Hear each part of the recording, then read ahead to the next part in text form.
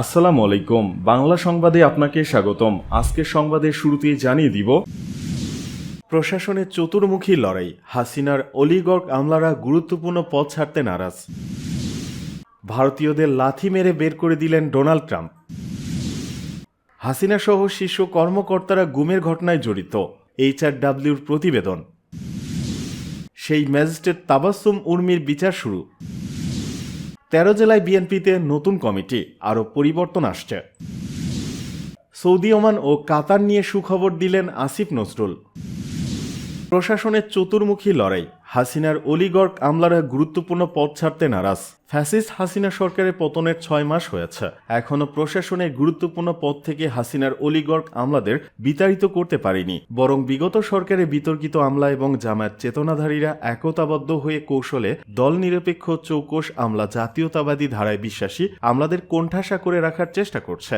মুজিববাদী ও জামায়াত চেতনার আমলারা জোটবদ্ধ হয় এখনও দুর্নীতিমুক্ত, দক্ষ, স্বচ্ছ ও জনমুখী প্রশাসন ব্যবস্থা গড়ে তুলতে পারেননি অন্তর্বর্তী সরকার। প্রশাসনে ফ্যাসিবাদরা দায়িত্ব থাকার কারণে এখনও জুলাই বিপ্লবের চেতনা বাস্তবায়ন হয়নি। অবশ্য কয়েকজন উপদেষ্টার অদক্ষতা, অদূরদর্শিতা ও আমলাতন্ত্রের জটিলতা না বুঝে আমলাদের উপর নির্ভরতা এর জন্য দায়ী। এনজিও থেকে উঠে আসা উপদেষ্টাদের কারো কারো এখনও তথাকথিত প্রগতিশীল মানসিকতাও কম দায়ী নয়, অথচ অন্তর্বর্তী সরকারের উপদেষ্টাদের কেউ কেউ আবার বলে আসছেন স্বৈরাচার আওয়ামী লীগ সরকারের কর্মকর্তাদের বিচার করা হবে। এগুলো মুখে বলা হচ্ছে, বাস্তবে তা প্রশাসনে দেখা যাচ্ছে না। এদিকে অর্থ মন্ত্রণালয়, আর্থিক প্রতিষ্ঠান বিভাগ, কৃষি মন্ত্রণালয়, শিল্প মন্ত্রণালয়, পরিকল্পনা কমিশন, পরিবেশ, বন ও জলবায়ু পরিবর্তন মন্ত্রণালয়, গৃহায়ন ও গণপূর্ত মন্ত্রণালয়, দুর্যোগ ব্যবস্থাপনা ও ত্রাণ মন্ত্রণালয়, পানি সম্পদ মন্ত্রণালয় সহ বিভিন্ন মন্ত্রণালয় সচিব পদে দায়িত্ব পালন করে আসছেন ফ্যাসিবাদরা। তবে বড় বড় মন্ত্রণালয়ের সচিব পদ ছাড়তে নারাজ। এজন্য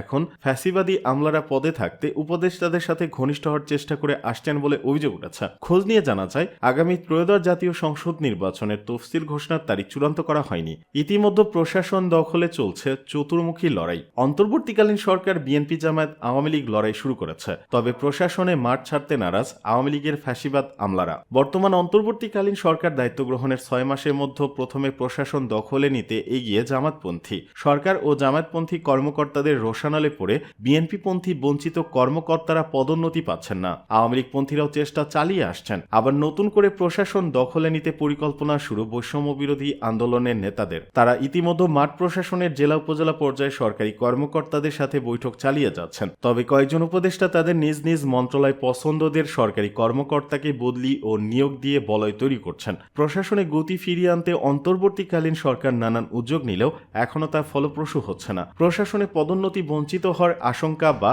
ভালো পোস্টিং না পাওয়ার আশঙ্কা রয়েছে। এদিকে ভারতীয়দের লাথি মেরে বের করে দিল ট্রাম্প। দ্বিতীয়বারের মতো যুক্তরাষ্ট্রের প্রেসিডেন্ট হয়েছেন ডোনাল্ড ট্রাম্প, আর এতেই কপাল পুড়াচ্ছে ভারতীয়দের। যুক্তরাষ্ট্র থেকে অবৈধ ভারতীয় অভিবাসীদের ফেরত পাঠানো শুরু করেছেন তিনি। সামরিক বাহিনীর একটি বিমানে করে তাদের ফেরত পাঠাচ্ছেন এই মাস্টারমাইন্ড। ভারতের সাথে ট্রাম্পের সম্পর্ক ভালোই ছিল, তবে ঠিক কী কারণে ভারতের প্রধানমন্ত্রী নরেন্দ্র মোদীর সাথে সম্পর্কের এই টানাপোড়েন, তার কারণ জানা যায়নি এখনও। এবার দায়িত্ব নেওয়ার পরই ঘোষণা দিয়েছেন অবৈধ অভিবাসীদের দেশে ফেরত পাঠানোর, যার ফলে প্রায় 20,000 ভারতীয়কে ফেরত পাঠানোর সিদ্ধান্ত গৃহীত হয়। এরই অংশ হিসেবে ভারতীয় অভিবাসীদের কিছু অংশ সামরিক বাহিনীর C-17 বিমানে করে ভারতে ফেরত পাঠানো হয়। ট্রাম্প শুধু যে ভারতীয় অভিবাসীদের ফেরত পাঠাচ্ছেন তা কিন্তু নয়, ভারত ছাড়াও গুয়েতেমালা, পেরু, হন্ডুরাসের মতো দেশেও সামরিক বিমানে করে অবৈধ অভিবাসীদের ফেরত পাঠিয়েছিলেন ট্রাম্প প্রশাসন। এদিকে অবৈধ অভিবাসীদের সামরিক বিমানে করে ফেরত পাঠানোর বেশ কিছু ছবি সম্প্রতি প্রকাশ করেছিল হোয়াইট হাউস। তাতে দেখা গিয়েছিল মানুষকে সারিবদ্ধ করে বিমানে তোলা হচ্ছে, তাদের সকলের কোমরে বাধা রয়েছে চেন, যা নিয়ে সমালোচনার ঝড় উঠেছিল।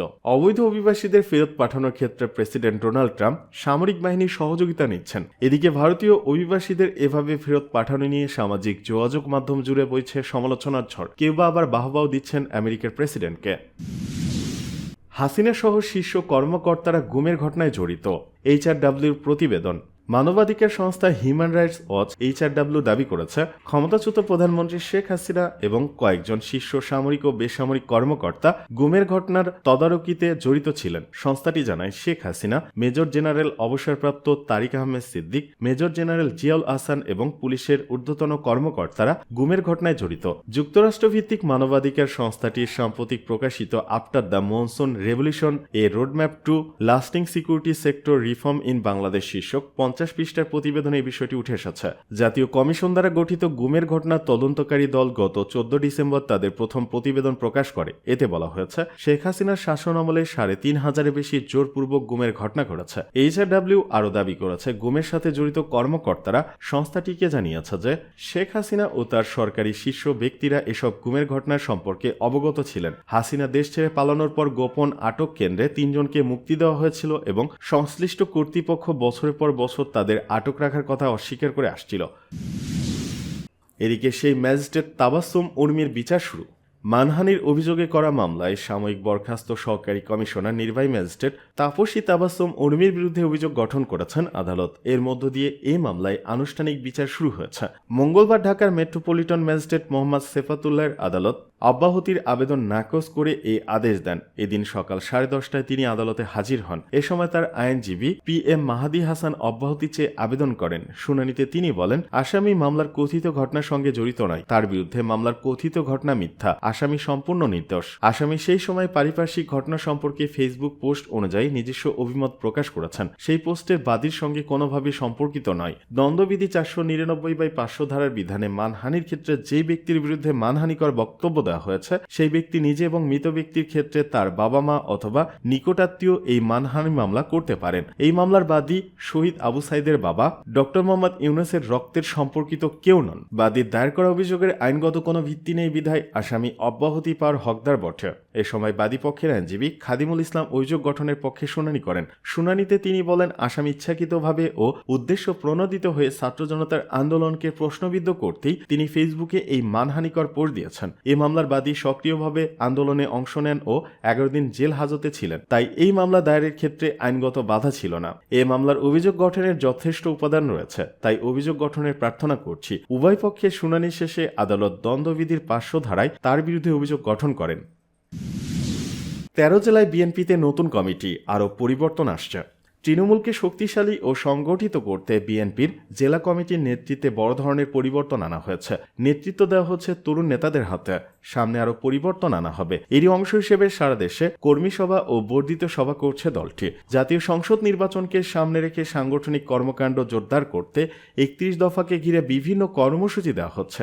নতুন করে ঢেলে সাজানো হচ্ছে সংগঠন। দল পুনর্গঠনের প্রক্রিয়ায় 2রা ফেব্রুয়ারি মেহেরপুর জেলার পূর্ণাঙ্গ কমিটি এবং চট্টগ্রাম দক্ষিণ, গাজীপুর ও নারায়ণগঞ্জ সহ 13টি জেলার নতুন আহ্বায়ক কমিটি করেছে বিএনপি। একই সঙ্গে সিরাজগঞ্জ জেলার সম্মেলন অনুষ্ঠানের প্রস্তুতি কমিটি অনুমোদন করেছে দলটি। এর আগে গত 4 নভেম্বর 10টি জেলা ও মহানগরে পূর্ণাঙ্গ এবং আহ্বায়ক কমিটি গঠন করেছে বিএনপি। ওদিকে কেন্দ্রের কঠোর বার্তা ও অবস্থানের পরও তৃণমূল বিএনপির দ্বন্দ্ব সংঘাত এড়ানো যাচ্ছে না, বরং বিভিন্ন এলাকায় একের পর এক ঘটনা ঘটেই চলেছে। তৃণমূলের দ্বন্দ্ব সংঘাত দূর করতে গলঘর্দম অবস্থায় পড়েছে দায়িত্বপ্রাপ্ত নেতারা। সৌদি, ওমান ও কাতার নিয়ে সুখবর দিলেন আসিফ নজরুল। শ্রমবাজারের চ্যালেঞ্জ মোকাবেলা দ্বিপাক্ষীয় সম্পর্ক জোরদার, শ্রমিকদের স্বাস্থ্য সুরক্ষার মধ্য দিয়ে সৌদি আরবে অনুষ্ঠিত হয়েছে গ্লোবাল লেবার মার্কেট কনফারেন্স। সেখানে বাংলাদেশ সরকারের প্রতিনিধিত্ব করতে দেশটিতে সফর করেন প্রবাসী কল্যাণ উপদেষ্টা ডক্টর আসিফ নজরুল। একই সময় সৌদি, ওমান ও কাতার সরকারের মন্ত্রী ও গুরুত্বপূর্ণ প্রতিনিধির সঙ্গে বৈঠক করেছেন উপদেষ্টা। মঙ্গলবার সকালে এই সফর ও বৈঠকের ফলাফল নিয়ে সামাজিক যোগাযোগ মাধ্যম ফেসবুকে স্ট্যাটাস দিয়েছেন তিনি। আসিফ নজরুল তার ফেসবুক পোস্টে লিখেন, সৌদি আরবে আমার এবারের সফর ছিল সরকারি, সেখানে কিছু ভালো খবর পেয়েছি। রিয়াদে আমার সঙ্গে সৌদি আরবের মানব সম্পদ ও স্বরাষ্ট্র মন্ত্রীদ্বয়ের সঙ্গে বৈঠক হয়েছে। কাতার ও ওমানের মন্ত্রীদের সঙ্গে বৈঠক হয়েছে। তিনি লিখেন, সৌদি আরব সেখানে আকামাবিহীন বাংলাদেশিদের বিষয়ে চাকরিদাতাদের দায় দায়িত্ব আরো কঠোরভাবে দেখার প্রতিশ্রুতি দিয়েছে। চাকরি চুক্তি আগে থেকে বাংলাদেশের শ্রমিকদের কাছে পাঠানোর বিষয় বিবেচনা করবে বলেছে। পেশাজীবীদের সার্টিফিকেটের সত্যায়ন বাংলাদেশ থেকে করবে বলেছে। ওমান প্রসঙ্গে উপদেষ্টা লিখেন, ওমান সেখানকার সকল বাংলাদেশিদের থাকার বৈধতার প্রতিশ্রুতি দিয়েছে এবং দ্রুত বাংলাদেশ থেকে লোক নিবে বলেছে। কাতারও নানা প্রতিশ্রুতি দিয়েছে বলে ওই পোস্টে উল্লেখ করেন প্রবাসী কল্যাণ উপদেষ্টা। আসিফ নজরুল আরও লিখেন, এখনো পর্যন্ত সব প্রতিশ্রুতি, তবে সেগুলো আন্তরিক মনে হয়েছে। আমরা বিষয়গুলো অগ্রগতি যেন হয় তা নিয়ে ফলো আপ করব। তিনি লিখেন, প্রবাসী কেউ কেউ আমার কাছে বিমান ভাড়া নিয়ে অভিযোগ করেছেন। এটা আমার মন্ত্রণালয়ের বিষয় নয়, তবু আমি বিমান কর্তৃপক্ষের সঙ্গে 2-1 দিনের মধ্যে বসবো।